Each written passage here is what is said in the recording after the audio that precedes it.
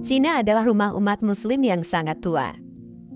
Syiar Islam di Cina sudah disuarakan tak lama setelah Nabi Muhammad meninggal pada 632 Masehi. Tokoh yang membawa Islam ke Cina adalah Sa'id bin Abi Waqqas atas perintah sahabat Nabi, Khalifah Utsman bin Affan.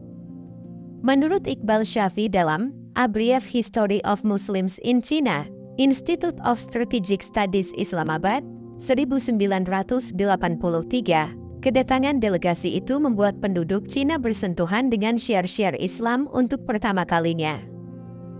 Bukti fisik dari penyebaran Islam di Cina pun ada, yakni dua masjid kuno di Kanton, Quantace dan Chailinsei. Keduanya adalah masjid tertua di Cina, konon pertama dibangun di luar kawasan Arab. Singkat cerita, terbukanya jalur perdagangan lewat berbagai moda transportasi membuat Islam kemudian berkembang di negeri tirai bambu. Meskipun proses Islamisasi tak membuat agama ini dianut mayoritas penduduk. Mengacu pada data Council of Foreign Relations 2020, Islam menempati urutan 7 dalam daftar agama yang dianut penduduk. Umat Muslim hanya minoritas, sekitar 22 juta atau 1,8% dari total penduduk Cina. Mereka terbagi dalam 10 kelompok etnis. Terbesar adalah Hui, yang dianut mayoritas penduduk Han dan berada di Ningxia, wilayah barat Cina. Selain itu, etnis lain yang kerap merepresentasikan Muslim adalah kelompok Uighur. Mengutip VOA, Uighur memiliki 11 juta penduduk yang hidup di daerah otonomi Cina, Xinjiang. Yang membuat kelompok ini terkenal adalah karena mereka dilaporkan kerap mengalami perlakuan tak menyenangkan dari otoritas Cina. Sejumlah pemberitaan media dan sumber memberitakannya, meski Cina menolaknya. Dalam laporan Guardian berjudul "Why a People Destroyed? Why Uyghur Muslims Across China Are Living in Fear", diketahui kalau Muslim Uighur kerap mengalami tindakan represif berupa tuduhan teroris, penyiksaan, larangan beribadah, dan penahanan. Beberapa sumber mengatakan itu disebabkan alasan politik. Sejak abad ke-20, Beijing menganggapnya kelompok ekstremis dan separatis yang memberontak dan ingin membebaskan diri. Sementara Uighur menganggap mereka bukan bagian dari Cina karena memiliki perbedaan budaya.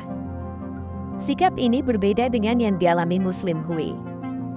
Mereka awalnya tak mengalami penindasan karena mereka patuh dan mampu berasimilasi dengan kebudayaan lokal. Namun, sikap politik Beijing yang keras terhadap kelompok terorisme membuat Muslim Hui terkena getahnya. Dalam laporan South China Morning Post dan Al Arabiya di 2018, represi juga terjadi ke Hui, seperti pembatasan belajar agama, imam, larangan azan karena alasan mengurangi polusi suara, dan simbol-simbol keislaman. Namun, di tengah tekanan itu, bagaimana eksistensi Islam di Cina? Pada tahun 2015, survei dilakukan oleh National Survey Research Center, NSRC, dari School of Philosophy Renmin University of China. Dari wawancara 4.382 orang, diketahui kalau 22,4% anak muda Cina memeluk Islam, berada di peringkat pertama, diikuti Katolik dan Buddha. Riset lain berjudul The Muslim Minority Nationalities of China Toward Separatist or Assimilation, yang dilakukan tim dari Texas A&M University menyebut dalam kurun 1990 hingga 2008, penganut Muslim di Cina mengalami peningkatan. Dari angka saat ini, jumlahnya diprediksi melonjak menjadi 31 juta di tahun 2030. Sedangkan untuk jumlah masjid, ada sekitar 30.000 yang tersebar di negeri tirai bambu. Mayoritas berada di Xinjiang. Meski diprediksi bakal meningkat, tetap saja hantu represi akan selalu ada. Tak menutup kemungkinan peningkatan jumlah itu dibarengi dengan penghancuran masjid dan penindasan umat Muslim. Suku Uighur di Cina adalah kelompok etnis yang semuanya beragama Islam.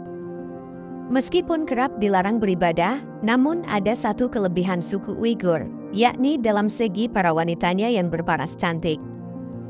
Semua sepakat kalau wanita Muslim Uighur termasuk dalam daftar kelompok wanita tercantik di dunia. Berikut fakta tentang wanita Muslim Uighur. Tidak mirip orang Cina. Meskipun tinggal di negara Cina, tetapi wanita Muslim Uighur sama sekali tidak memiliki wajah mirip orang Cina. Diketahui wajah wanita Uighur lebih mirip wanita yang berasal dari Eropa, seperti Turki. Bermata indah. Wanita Muslim Uighur punya salah satu bagian tubuh yang menarik perhatian, yakni mata. Wanita Muslim Uighur dikaruniai sepasang mata yang indah karena bola mata berwarna coklat kehijauan.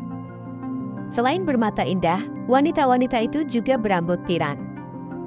Makanya banyak wanita Muslim Uighur yang mirip dengan bidadari. Tidak bisa bicara bahasa Cina. Walaupun tinggal di Cina, wanita Muslim Uighur tidak bisa bicara gunakan bahasa Cina. Jika sekilas didengarkan, justru para wanita itu berbicara mirip dengan bahasa Turki. Bahasa yang mereka gunakan adalah bahasa Uighur yang menjadi bahasa resmi di kawasan itu. Profesi. National Public Radio atau NPR menjelaskan bahwa wanita Muslim Uighur banyak yang bekerja sebagai model atau aktris. Tentu mereka punya modal bagus karena punya wajah cantik. Penghasilan sebagai model dan aktris tentu besar sehingga bisa mereka gunakan untuk membiayai keluarga hidup. Salah satu wanita Muslim Uighur yang berhasil sukses jadi artis bernama Parwena Dulkun. Parwena pernah muncul di TV karena membintangi program variety show. Banyak keluarga para wanita Muslim Uighur yang harus hidup dalam kesusahan karena mendapatkan perlakuan dari pemerintah Cina. Hal itu membuat kehidupan perekonomian sebagian suku Uighur tidak maju. Dibandingkan dengan wanita Cina, banyak wanita Muslim Uighur yang jadi model dan artis ternyata mendatangkan persaingan dengan wanita Cina yang memiliki wajah oriental. Seorang CEO dari agensi model di Cina menyebut banyak label busana yang sebenarnya ingin menggunakan jasa model dan artis asal Cina yang memang berwajah oriental dibandingkan suku wanita Uighur. Alhasil kondisi itu membuat para wanita asal Uighur yang jadi model dan artis mulai kehilangan pekerjaan karena kalah saing atau dibanding-bandingkan dengan sosok wanita Cina yang dianggap lebih cantik dan berwajah unik.